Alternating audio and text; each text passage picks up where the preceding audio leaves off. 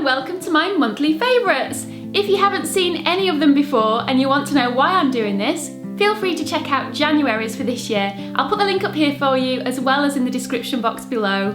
But the main reason why I've been doing this is because I want to express things that I'm grateful for, that I appreciate, and things that I enjoy having in my life.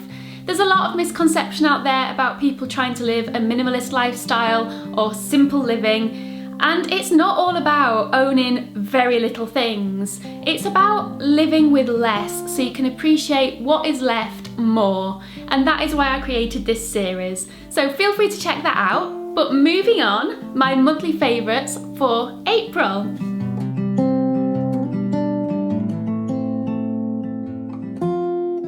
My first monthly favourite for the month of April has been essential oils, and I am somebody who loves scented candles and I love burning them. And somebody wrote in my comments section, I think it was probably on my January one, about essential oils being very good for you as well, and I'm thinking I've got a lot of essential oils that I don't use on a regular basis, so it kind of inspired me to dig them out again. And I keep all mine in this little tin here, and when I did a declutter of all my cosmetics, I found all the ones I love again, and there was a couple that were out of date which I disposed of. But I've got 6 essential oils that I like to use on a regular basis. My favourite one, I think, has got to be a peppermint one. This is very good for headaches and head clearing, and it's good for kind of refreshing your mind when you're working, especially if I'm writing a lot or editing a lot of videos. My second favourite one has got to be this pine one, and this is to kind of refresh and engage the senses. So it's another head clearing one, and I just love burning these whilst I'm working. And this pine one has got real nostalgia for me because it reminds me of being on the Pacific Crest Trail and walking through the forest and the woods. So as I'm writing my book and I'm smelling this pine scent in the air, oh, I just love it, absolutely love it. I've got a few other ones as well. So I have what's this one? Mandarin. And this is supposed to boost creativity and also help with mental fatigue.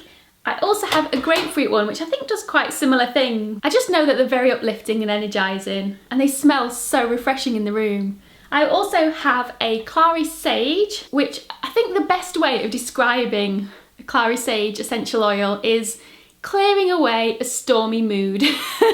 So if you're feeling low or in a bad mood or just not right with the world, this is a lovely one to burn or to put in your bath. There's a few drops of oil in the bath, that's a lovely one. And the final one in here is lavender oil. Now I like to put a few drops of lavender oil in my bath. It's also an antibacterial, so I sometimes add this to coconut oil and just kind of use it as a night moisturiser. And it's very relaxing and soothing too. My second favourite for the month has got to be my Simplify Your Life series. I loved putting that video together so much. It made me feel amazing. And that is one thing I do with my videos. I always produce videos that I enjoy doing, because I think if I'm doing things that I'm not enjoying just for the sake of views or to get more subscribers or anything like that, it's not bringing me happiness or joy. It's not giving me that kind of creative feeling that I want to get from doing anything. I would rather have much less subscribers and much less views, but do something I love. And doing that series has not only decluttered my home again, but it's helped me focus so much on what's important and all these positive emotions. I've been focusing on happiness, on gratitude and being present, and it has just filled me with so much happiness. And I don't know if anyone knows this, but I literally filmed every single day and did the challenge every single day. So it was quite a busy couple of weeks, I'm not gonna lie. And but it was just so much fun to do. I thoroughly enjoyed it. Now this third one is a bit of an unusual one for me because I don't really watch television. I'll watch movies and things, but not usually television programmes. But I've got completely hooked on this TV series. It's a BBC one based here in the UK, and it's called The Repair Shop. Expert craftsmen and women use their talents and resources to restore heirlooms and treasured antiques. And it is such a heartwarming programme to watch because these items that are being brought in are items that are cherished by these people, and it's usually because there's an emotional attachment to them. And it's strange because most minimalists that are quite serious don't attach emotions to things, and they don't like things like that in their life, or sentimental items. And that is where I differ from a lot of people on this whole minimalism thing.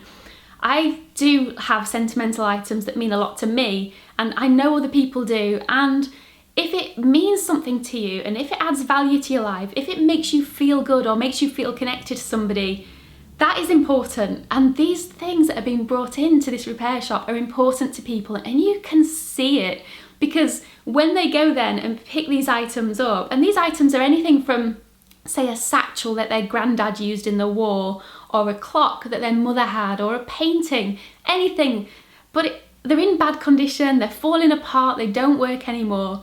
And these people repair them to like new, or at least restore them to make them last even longer. And when the people go and pick them up, oh, it's just, it makes me well up sometimes. Honestly, the emotion that you get watching it, you have to watch it. I'll put the link below. I think it's on Netflix, a couple of the series, so you should be able to catch a few episodes. But the people that work there as well, all the people that talk to these people that bring things in, they're just so lovely. Everyone in the team just seems so nice. My next favourite for this month is a word processing program called Scrivener. And if you don't know already, I am writing a book all about the PCT and my journey and all my experiences whilst I was there. But I didn't have anything to be able to write on. I've not had an application such as Word or anything like that. And I needed something, so I downloaded a free trial of it back in March, but instantly I just loved it. It is so easy to use. In the manuscript as you're writing, you can put the text in any order, move the chapters around. It's very much drag and drop. There's also like a research bit where you can put links and information, photographs, anything like that, and you can have it side by side on your screen. So you've got kind of your manuscript on one side and then your research section on the other. So it's so easy to use it. When you finish the book, you can either just print out pages or print the entire thing for self-publishing, and you can export it to different formats. So if you need to send it on to anybody. And what I love about it, I think the most, is the cork board on it. You can just see everything at a glance. And also, as you're writing, you can choose to get rid of everything off your screen. So it comes up just like a page on the screen and it completely blanks everything out. And as you're writing, the page moves up. That's kind of cool. But I like it that much that I've even put a link to it on my blog, because I've just thought I want people to know about it because it is fantastic. And I'll also put the link in the description box below. My final thing for the month of April has been gardening, and my garden was in quite a state. I haven't done anything with it probably, gosh, it's probably about a year and a half. It's quite shocking. And there were certain plants that just overtook the whole garden. Everything's in a bit of a mess and it just got a bit crazy. So it's been so nice to get out in the garden because we've had some nice weather. It hasn't been raining much, and I know that's very weird for England, but we've not had a lot of rain at all. So there's been lots of time spent in the garden, getting rid of all those weeds, cutting back all those bushes that are too big. Unfortunately, we do have quite a lot of gaps in the borders, because obviously we can't get to garden centres if they're even open at the moment to be able to get new plants to put in the holes. So we've been kind of rejigging things around, but it has been fun, and there's something about getting your hands dirty in the garden and just getting back to nature and being outside. I just love it. I hope you have enjoyed my monthly favourites this month, and as always, please feel free to share all your comments down below of everything that you've been enjoying this month. I think there's nothing nicer than sharing what we're loving at the moment, what we're grateful for, what we appreciate in our lives. And I look forward to seeing you next time. Goodbye!